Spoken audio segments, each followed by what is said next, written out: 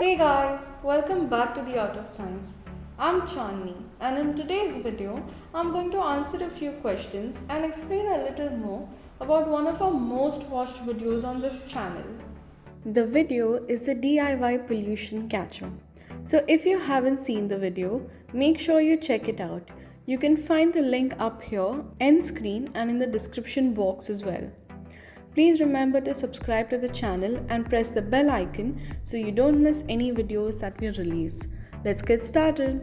Air is polluted when harmful gases in the form of particulate matter are mixed in our surroundings. Particulate matter, also known as particulate pollution, consists of a mixture of harmful solids and liquids in the air. These can come from vehicles, mining, coal transportation, industries, and so on. They can range from being smaller than the strand of your hair to being large enough for the naked eye to see them.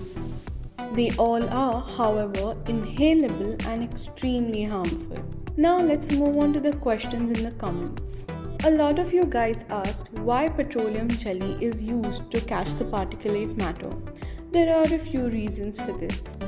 Firstly, petroleum jelly is not made with water, so it does not evaporate. Secondly, the chemical composition of this jelly allows it to sit for years without significantly changing its form. And lastly, petroleum jelly is sticky and it sticks to the plate and also causes the bigger particulate matter to stick to itself. Although you can use a thick clear oil instead of the petroleum jelly, since that too won't evaporate easily and stick to the plate. Beware of the ants though. Next, we had a few questions about the calculations in DIY number 2. So assume that there is a box in front of you that measures 1 foot long, 1 foot wide and 1 foot high. 1/4 of this box, which is 0.25 cubic feet, is the amount of air that passes through your lungs in 1 minute. A lot of these exhaust or any other fans are rated at CFM, which is cubic feet per minute. And this information tells you how much cubic feet, that is the 1 foot cube of air, is passing through the fan in 1 minute. In 1 minute, the amount of air passes through the lungs is 0.25 cubic feet. 15 cubic feet in an hour and 360 cubic feet in a day.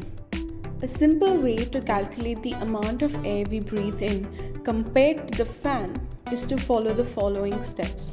The first step is to multiply these values for the amount of time you desire, that is a month, a year, or a week.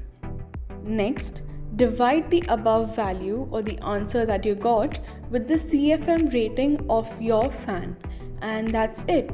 The value that you get is the amount of time you need to keep the fan on. Another interesting DIY that you can try is, instead of cutting these flaps, seal them and attach a pipe or a tube to the box.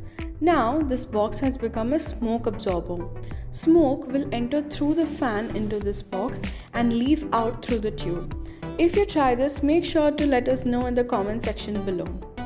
These DIYs may not catch all the smaller particles in air, but it will definitely catch hold of the relatively larger pollution particles like those of smoke, dust, smog, and so on. We highly recommend you to make this easy pollution catcher so you can actually be able to see the air you're breathing in. See you next week.